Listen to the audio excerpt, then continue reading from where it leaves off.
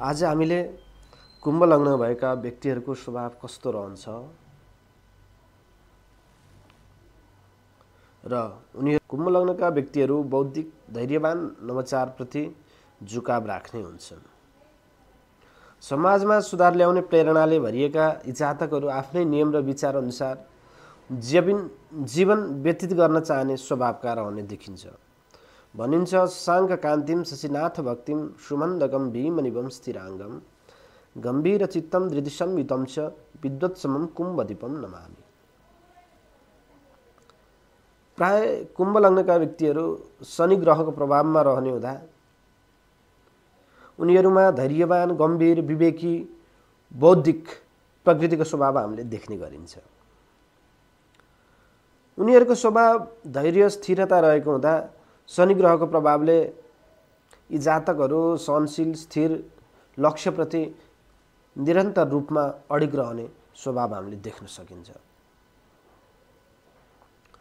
र यिनीहरूको स्वभाव बौद्धिकता र अनुसन्धान विषयलाई विशेष जोड दिने हुँदा नवीन सोच, अनुसन्धान, आविष्कारतर्फ आकर्षित रहेको पनि हामीले देख्न सकिन्छ।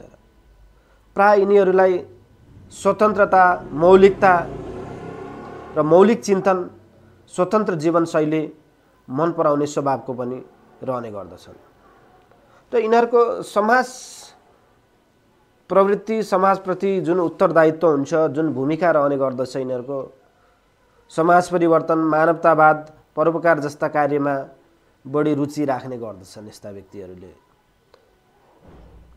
र सहयोगीहरू हातलाई अगाडि बढाउँदै धेरै साथीहरू बनाउने सहयोगी स्वभावका हुने गर्दछन् र आफ्ना कुराहरूलाई अलिक गोप्य तरिकाले गम्भीर रूपमा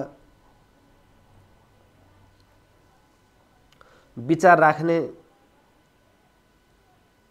र पूर्ण रूपमा यिनीहरूले आफ्ना अभिव्यक्तिहरू खुलेर प्रस्फुट गरेको चाहिँ हामीले पाउन सकिँदैन।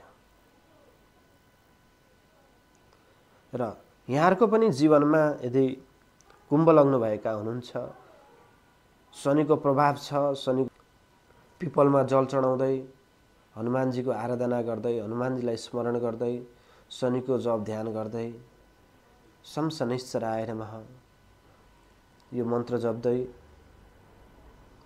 अथवा सरसल्लाह अनुसार नीलम धारण गरेर यहाँहरू अगाडि बढ्दा यहाँहरूको जीवन अनुकूल हुँदै जानेछ। हस्त, धन्यवाद।